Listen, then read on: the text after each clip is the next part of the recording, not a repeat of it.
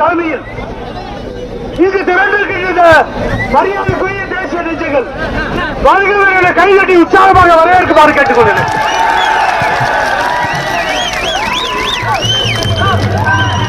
தேசிய தோழர்களே, இப்பொழுது நம்முடைய இளம் தலைவர், நம்முடைய உள்ளம் கவர்ந்த தலைவர் திரு ராகுல் காந்தி உங்களிடையே உரையாற்ற இருக்கிறார். யாரும் கோஷம் போட வேண்டாம், அமைதியாக இருக்கும்.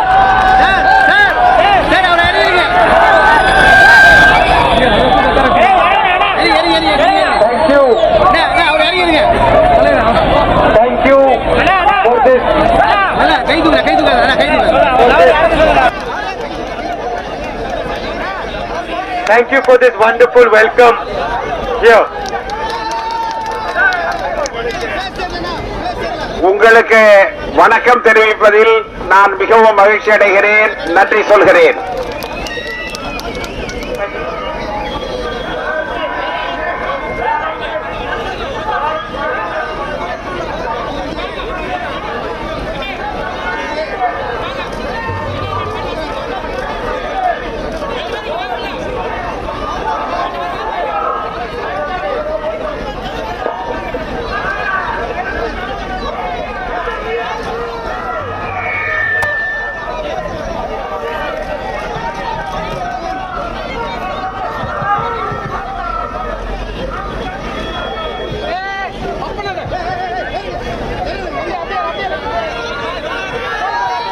There is a government in Delhi that wants to suppress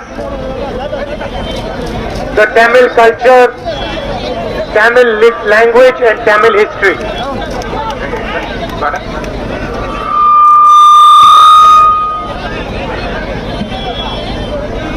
மத்தியிலே ஒரு அரசாங்கம் இருக்கிறது.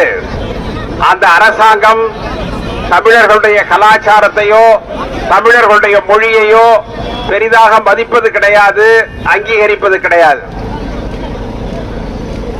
And the Prime Minister believes that India should only have one language, one culture and one idea. பிரதம மந்திரி நினைக்கிறார், இந்தியாவில் ஒரே கலாச்சாரம் தான் இருக்க வேண்டும், ஒரே மொழிதான் இருக்க வேண்டும், ஒரே விதமான நடைமுறை இருக்க வேண்டும் என்று அவர் கருதுகிறார். Narendra Modi ji believes that the entire India should worship only one person called Narendra Modi.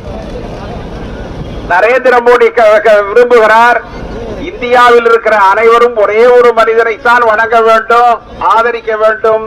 அது யார் என்றால் நரேந்திர மோடியை தான். He does not realize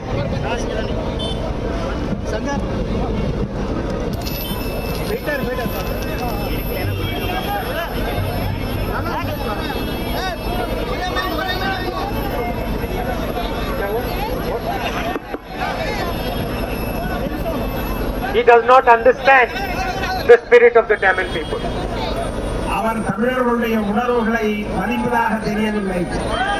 He does not understand the Tamil language, Tamil history, Tamil culture. அவர் தமிழர்களுடைய கலாச்சாரத்தை, தமிழை, தமிழர்களுடைய நடைமுறையை புரிந்து கொள்ளவில்லை. If he had any understanding of Tamil history, he would realize that only the Tamil people respond to love and affection. அவர் எப்பொழுது தமிழர்களுடைய உணர்ச்சியை புரிந்து கொள்கிறார்களோ, Tamil people only respond to respect.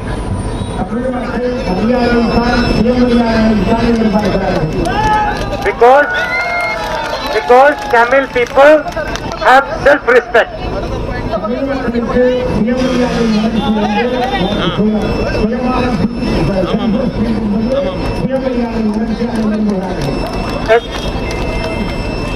And that is the fight that is going on right now.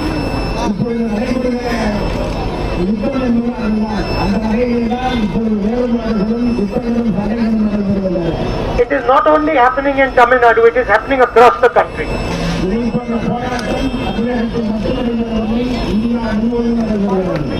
Narendra Modi supports 5 or 6 big industrialists.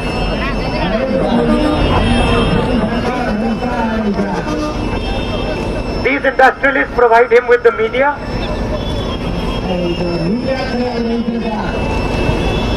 And Narendra Modi thinks that he can buy anybody. Narendra Modi நம்புகிறார் யாரை வேண்டுமானாலும் விலை கொடுத்து வாங்கி விடலாம் என்று அவர் நம்புகிறார். He thinks he can frighten anybody.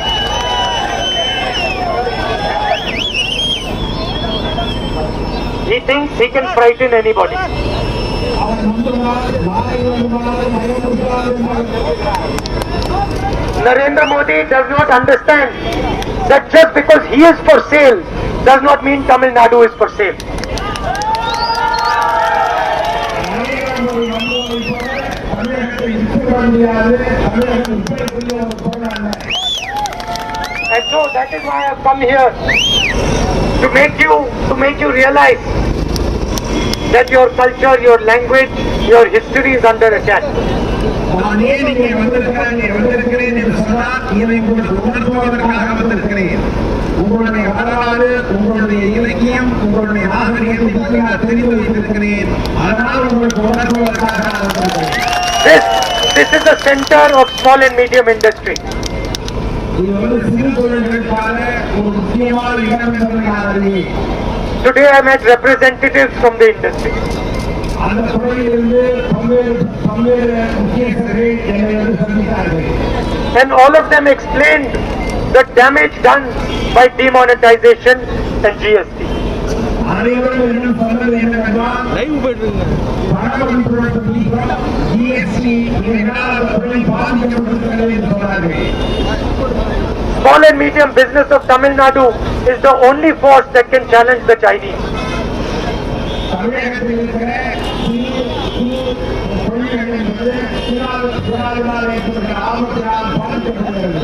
And Narendra Modi is doing everything to weaken that force. Narendra Modi அதை போன்றவர்களை பலவீனப்படுத்துவதற்காக முயற்சிக்கிறார்.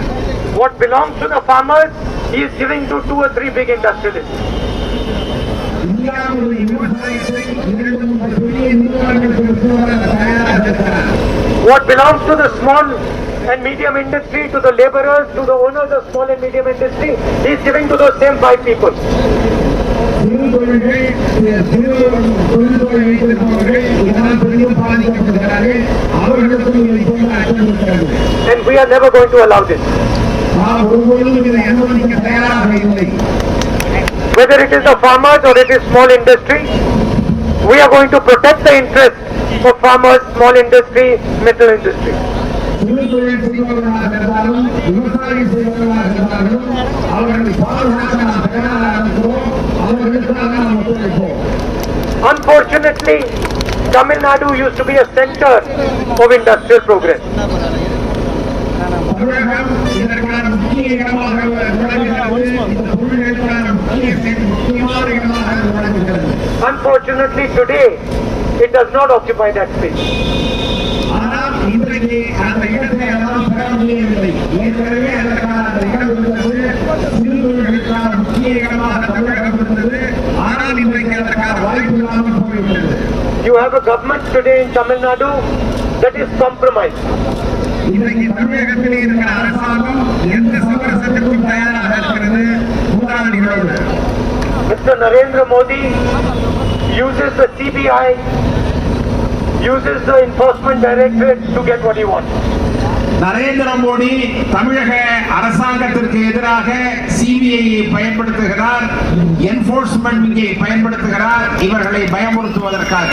He thinks just because he controls the government of Tamil Nadu, he can control the people of Tamil Nadu.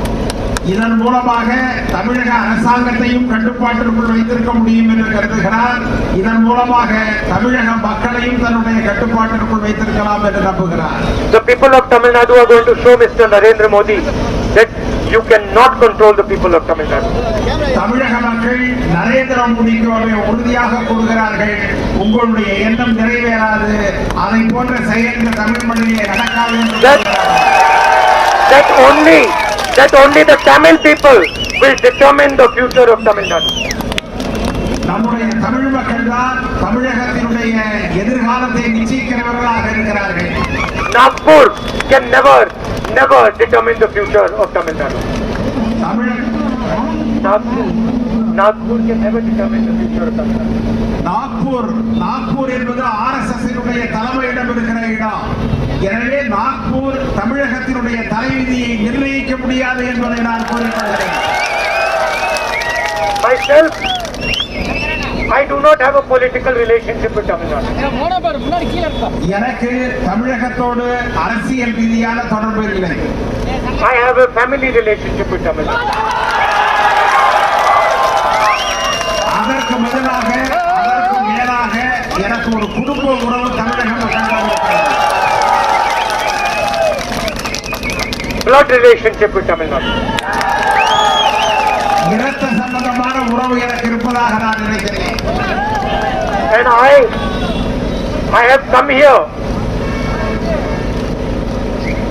as your family member. நான் இங்கே வந்திருப்பது உங்களுடைய ஒரு குடும்ப உறுப்பினராக வந்திருக்கிறேன். I don't want anything from you. நான் உங்களிடமிருந்து வேறு எதையும் எதிர்பார்க்கவில்லை. I only want your love and affection.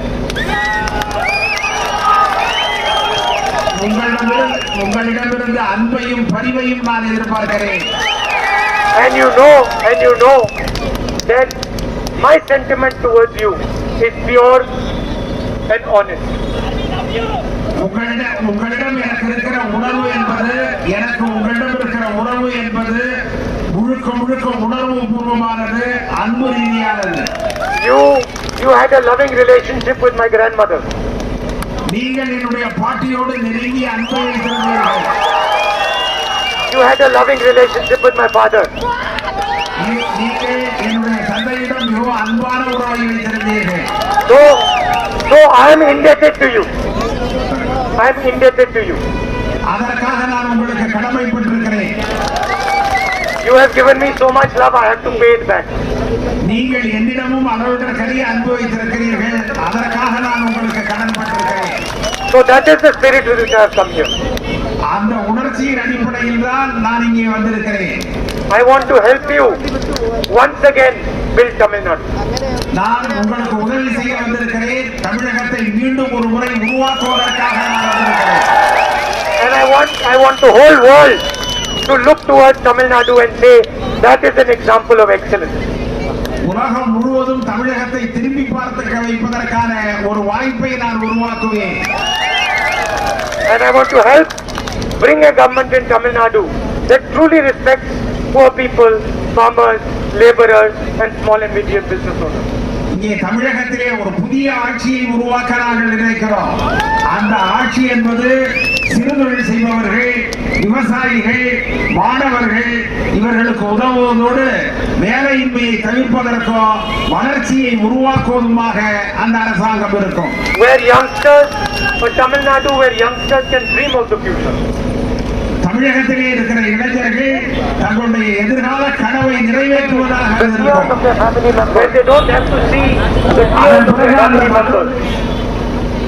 அதன் பிறகு அந்த மக்களுடைய அவர்களுடைய குடும்பங்கள் இருந்து கண்ணீர் வருகிறது. But where they see the smiles of their family members. அவர்களிடமிருந்து புன்னகையை நாம் எதிர்பார்ப்போம். So I have come here to tell you that I am at your service. நான் அதற்காக உங்களுக்கு உதவி செய்ய, உங்களுக்கு பணியாற்ற தயாராக இருக்கிறேன். And I will protect the Tamil interest.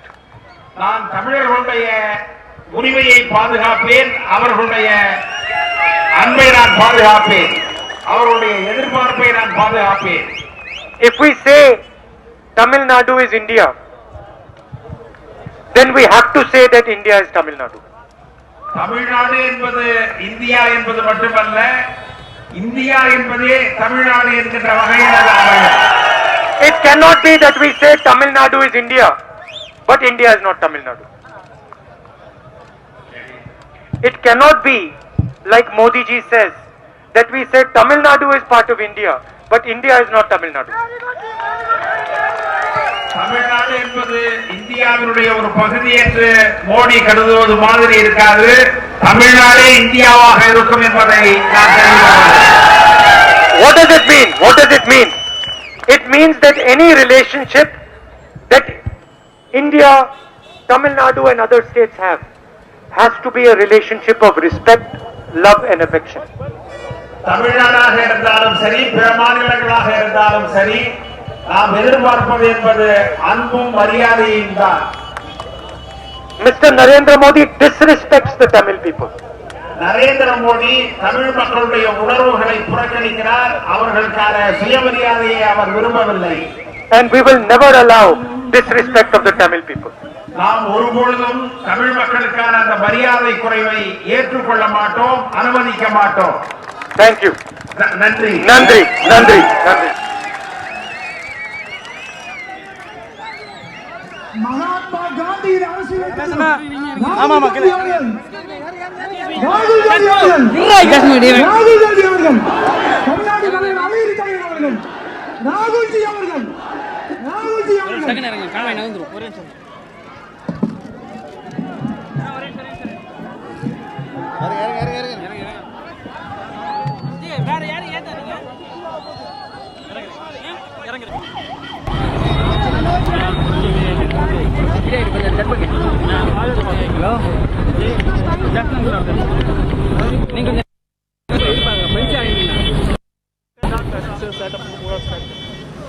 अभी रात को करा दूंगा खुद